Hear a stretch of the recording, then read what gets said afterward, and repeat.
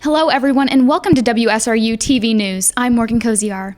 I'm joined by the 5-man a cappella vocalist group from Germany, Vocaldente. Thank you all so much for being here today. Thank you. Hello. Now, if you could just go through and introduce yourselves and explain what your vocal range is. Sure. Hi, I'm Ben, and I'm the countertenor of the group. That means I have the highest voice, like this. Hi, I'm Toby, and I'm the bass. Hi, I'm Tobek, and I'm the first tenor. My name is Jacob, and I'm the second tenor, which means I'm between the high and the low range. And I'm completing it with the baritone. I'm Alex. Hi there. Now, how long have you all been singing? We started the group in summer 2004, and the more we turned professional, the lineup changed a little bit. At the moment, so we sing together approximately 2 years. And everybody has an individual singing background. Normally it starts pretty early in life singing, and then when you decide to become professional, then you concentrate and do more focus on it, but approximately all the same. Mm-hmm. And how did you all meet? So after a time, some members had to change what they are doing. For example, we had a tour in the US, and one of the guys met his girl over here, and so he decided to stay and to marry her. So as it comes in life, and then the group is casting another singer, like it's going everywhere. What I think, and so we came in after each other, on different points. And why a cappella? Why not? Well, I think singing and the power of singing and the power of a voice. It's just like when 5 guys are doing it all together, it's even stronger than just one guy with a lot of instruments. Even though it sounds weird, because if you're singing as a soloist and you have like a big orchestra, it's like powerful and whatever. But singing with a group of 5, is very pure and but also very energetic.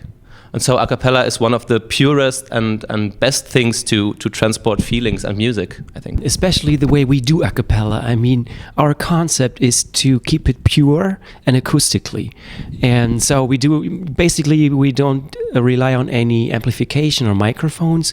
We just sing. There's just our voices, and everything we do comes from our voices. So it's really pure and it's very direct to the audience. What's one of the things that you guys enjoy most about performing? I cannot speak for the other guys, but for me personally, to perform in front of people is very, very nice, because I can see the reflection of our energy in their eyes, and especially as Jacob said, that we are singing it very pure and without so much techniques or technical effects. You see the glance in the eyes, that they appreciate that it comes directly from our mouth into their ears, and I like that the most about performing. I'm not the guy that stands on a stage and says, "Okay, ooh, ha, yeah, there I am." I'm more the guy who's, And I've heard you guys have won one of the biggest a cappella awards in the world. Can you tell me about that? It's your American thing. It's called the Harmony Sweepstakes. You have 8 pre-rounds in 8 different cities, and then the national finals in San Francisco. And we had no big aims. I mean, of course, we thought, would be cool to win that thing, but it's just cool to take part, and that's how we started and took part. And then we won the pre-round in the Washington, D.C. area. And so 2 months later, we traveled to the finals, and were very excited about that. And so this thing itself was very fascinating, and that it turned out we won that. it was just incredible, and it opened many doors. And so since then we're traveling the United States frequently, and we enjoy the trips, although we're jet lagged and all those stuff, but it's just nice. I mean, I'm sure there's a lot of challenges as to being on the road, on tour, away from home. What is one of the biggest challenges that you would say? Well, coming to America, it definitely is the jet lag. When you're having an 8 or 9 hour flight from Germany over to the States, and you have to perform the next day. This is you have to deal with it somehow. But each of us has its own way to do it, and yeah, there are like sometimes somebody has a cold or whatever, but you know, somehow the show must go on. It's the business. For example, I remember one of the last US tours. We came in through New York, and you know, we directly had to perform, and it was 2 days in New York, and it was possibly something like 3 degrees Celsius plus. And afterwards, we were directly taking the next flight down to Arizona, where it was like, you know, like plus 20 degrees and another 3 hours of jet lag. And afterwards, like after 2 days, we went up to Wisconsin, minus 7 degrees, you know, snow again. And yeah, that all, you know, after you're getting back home, you feel like a naked chicken sometimes. That's how I compare it, you know, like. The worst thing about traveling are the small things. Like, for example, the noise from the road when you're in the hotel, or the air condition in the room that makes you crazy, or the snoring of one of your buddies that makes you crazy. Those are the little things that sum up and make it hard sometimes. But on the other hand, it's a great experience, and it's a great adventure, and to see so many things, to meet so many people, and it's definitely a privilege to do this kind of job. You guys are performing, you know, days on end, show after show. How do you keep your voice in tip-top shape? Pray. Right. You know, in the end, the voice is a muscle, and you can train it, actually. It's like doing sports. You know, when you're gonna do a marathon, you won't start with a marathon. You will just like practice and train. And so each of us trained his voice individually, and in the end, it's just like that. It's like more or less like doing sports, vocal sports. And of course, you're also talking about discipline then. And so when you think as a young guy, think, okay, I will become an artist. It's gonna be fun, they said.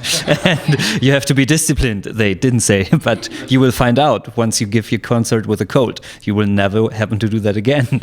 And so you find yourself, I don't know, being end of 20, being 30, being middle of 30, acting like as you're 60 years old, sitting in a restaurant and ask somebody, can you close the window? It's a little cold, I have to take care for my voice. You find yourself saying that, acting like that. You hate yourself for that, but you have to take care. Otherwise you wake up the next day, your voice is dry, you will get a cold, and you cannot sing, or you will sing, but not as good as you would like yourself to do. And then your audience probably will recognize, and you don't like those things, so you better act like being 60. Yeah, well, what an incredible experience, and congratulations on your success up so far. Can we have a little bit of a sample? Sure. Yeah? All right. Geht los. Ding, ding, ding, ding, ding, ding, ding, ding. Oh, I guess it would be nice if I could touch your body. I know not everybody is got a body like you. Ding, ding. But I gotta think twice before I give my heart away. And I know all the games you play, 'cause I played them too. Oh, but I need some time off from that emotion. Time to pick my heart up on a floor. And that love comes down without devotion. Well, it takes strong man, baby, but I'm showing you a door. 'Cause I gotta have a faith. I gotta have faith. 'Cause I gotta have faith. I gotta have faith. Woo! That was great. Thank you. Yeah, right? Well, thank you all so much for your time. It's been a pleasure talking to you all. Thanks so much. Bye-bye. Thanks for watching on WSRU-TV News.